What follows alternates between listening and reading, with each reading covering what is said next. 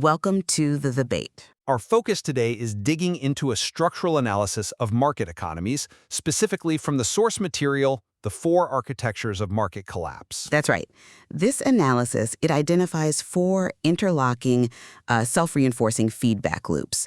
You've got the growth imperative, endogenous inequality, the wealth power cycle, and intrinsic market instability.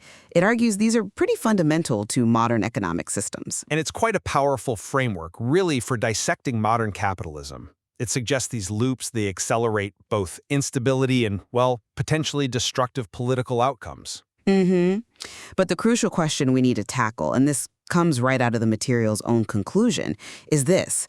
Are these integrated processes so deeply built into the system's core logic that they essentially guarantee an inevitable systemic collapse? To actually avoid that kind of ultimate breakdown.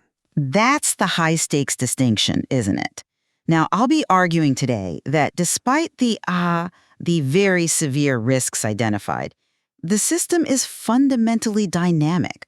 It's shown historical resilience, and there's policy capacity there, enough perhaps to avoid a deterministic collapse. Okay, and I'm going to present the opposing case.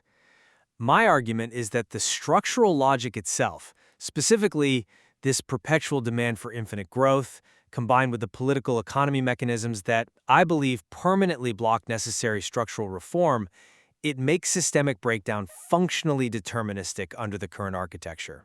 All right, well, let's hear your position statement then. Okay, so my core argument really centers on this idea that the system's structure, its need for perpetual growth, dictates its ultimate failure. Market economies, they're structurally designed around what the material calls the growth imperative. Now, if growth slows down, we face, well, systemic pain, unemployment shoots up, debt defaults become widespread, social stability starts to erode. Right, the political unacceptability of degrowth. Exactly. Therefore, the system must pursue expansion. And that translates directly into perpetual ecological overshoot. We're seeing this manifest as the accelerating decline in basically every major life support system: the atmosphere, oceans, biodiversity. The source material, it really highlights how short-term corporate gains, often prioritized through things like deregulation, think about the dismantling of environmental protections in key sectors, how these systematically override any kind of long-term stability. And the combined force of this growth imperative, meshed with the political mechanisms of the wealth power cycle, it effectively ensures that the truly disruptive, the necessary reforms, they get systematically sabotaged and blocked. So these four loops, they create this devastating, self-reinforcing dynamic where systemic instability and destruction, they aren't just accidents. They're practically guaranteed consequences of the underlying logic. Okay, a strong case for inevitability based on that growth mandate and political blockage. Now my turn. I agree entirely that the structural risks diagnosed are severe, and yes, those architectural drives toward inequality and instability are inherent. I don't dispute that diagnosis. However, I believe the material perhaps overstates the inevitability of collapse. It seems to underestimate the system's dynamism, its built-in capacity to absorb shocks. So you focus more on the resilience aspect? Exactly. I tend to view the system through the lens of that cybernetic analogy presented in the text, the idea of a ball on elastic threads. You know, when perturbations push the system off center, the regulatory feedback loops, those are the elastic threads, they work to pull it back towards some kind of steady state, even if it's a wobbly one. And look, industrial society has, in reality, survived multiple massive shocks. We're talking major wars, global depressions, severe recessions. Crucially, the source material itself notes the necessity and, importantly, the existence of counterbalance mechanisms. These things like progressive taxes, social safety nets, welfare programs, they currently function to slow down that inherent escalation of endogenous inequality. The material even acknowledges inequality would escalate even faster without them. It does mention that, yes. Right. So the very fact that non-market forces can and do mediate these powerful architectural drivers, well, that proves to me that systemic breakdown isn't some foregone conclusion.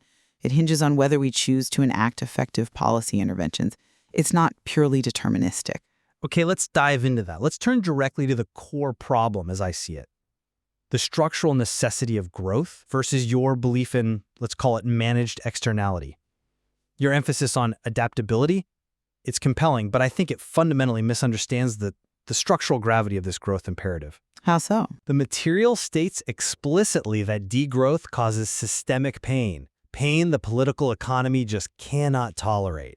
This means the engine must pursue growth regardless of the ecological damage. We see this demand constantly playing out, and the need for quarterly earnings, driving irreversible decisions like clear-cutting rainforests for very short-term agricultural profit, which just worsens the resource crisis.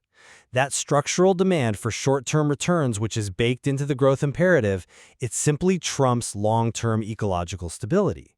And within this architecture, that makes ecological breakdown seem like a certainty. That's an interesting point. Though I guess I'd frame the ecological crisis a bit differently. For me, the key failure, which is diagnosed quite well in the section on intrinsic market instability, is really about regulatory failure. Specifically, the gross externalization of true costs. Okay. The problem isn't necessarily the pursuit of growth in and of itself. It's that the system allows, even encourages hiding the costs. We need to define that term general equilibrium failure here.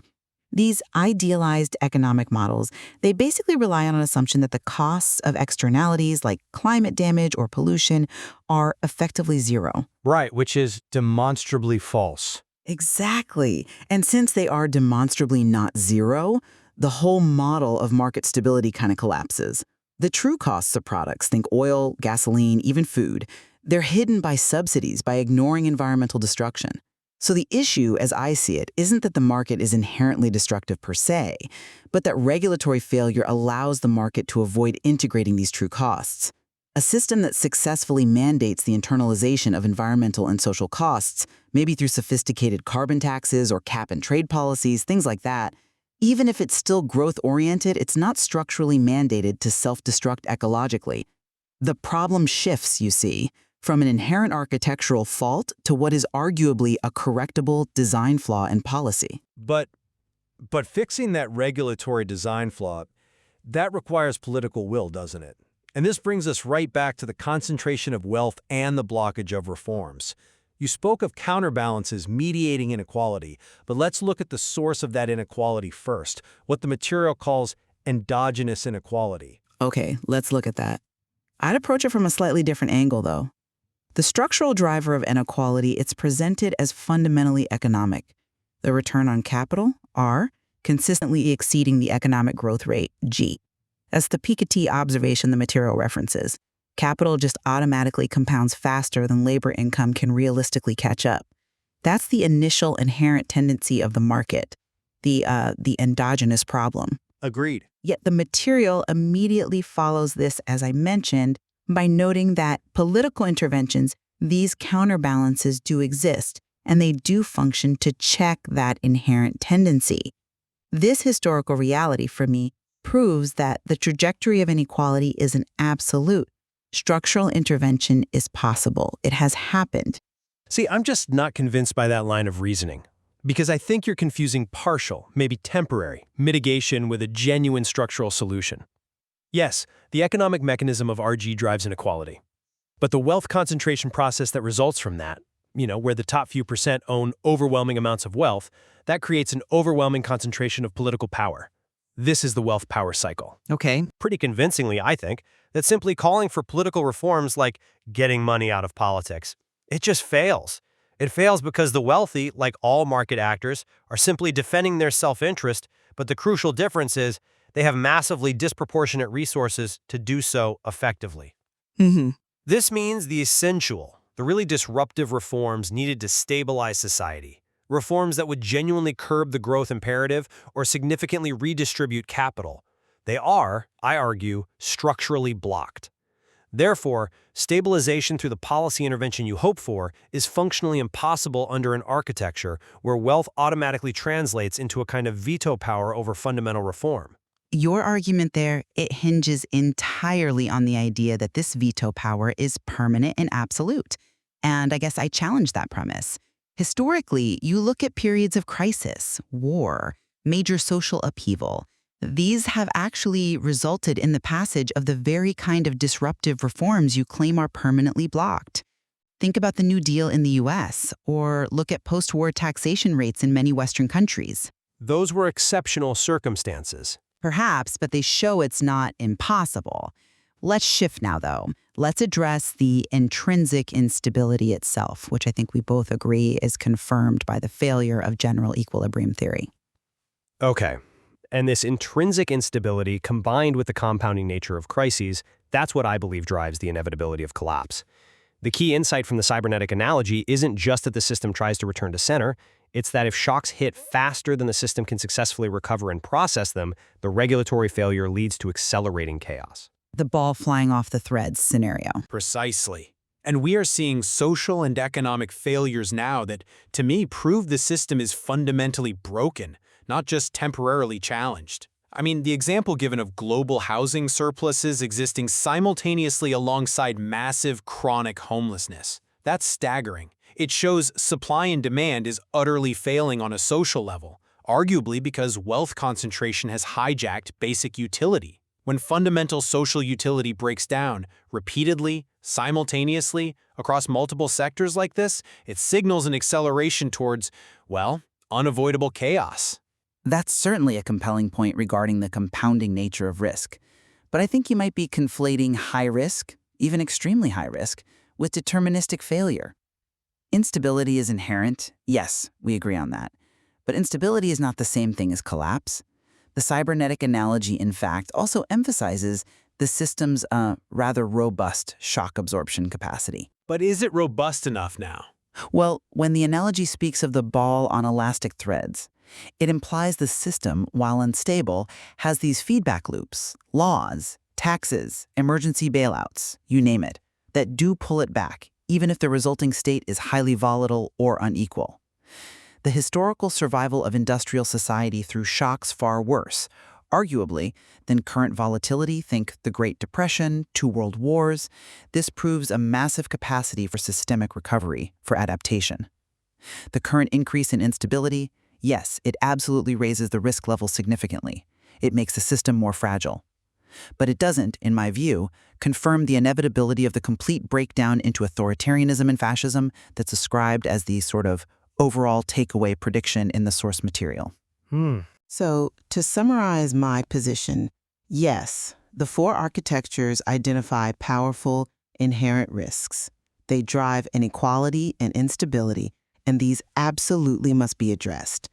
However, the documented existence of counterbalance mechanisms, policies that have successfully mitigated the worst effects of wealth concentration and instability in the past, coupled with the system's proven historical resilience against severe shocks, well, it demonstrates to me that the path to collapse remains one of policy failure, of choice, of political mismanagement. It is not, I argue, a deterministic necessity dictated solely by the system's internal logic. Okay, and I'll stand by my initial structural framework. For me, the system's inherent design, requiring infinite growth, fundamentally guarantees ecological destruction. This growth mandate, coupled with the inherent tendency of concentrated wealth, that RG dynamic, to translate directly into overwhelming political power, ensures that the essential, truly disruptive political reforms needed for long-term stability are permanently and structurally blocked by entrenched self-interest. Because these destructive feedback loops are built into the system's core logic, and because they resist fundamental reform, they will, I believe, inevitably dominate. And that renders attempts to merely repair capitalism ultimately futile. Well, examining this inherent logic, these documented feedback loops within market systems, it certainly clarifies the profound, maybe even existential challenges facing contemporary society. It absolutely forces us to weigh the system's absolute structural demands, especially that relentless imperative for infinite growth, against whatever adaptive capacity it might possess. It leaves us, and hopefully our listeners, with a much clearer understanding of the stakes involved in our current political economy.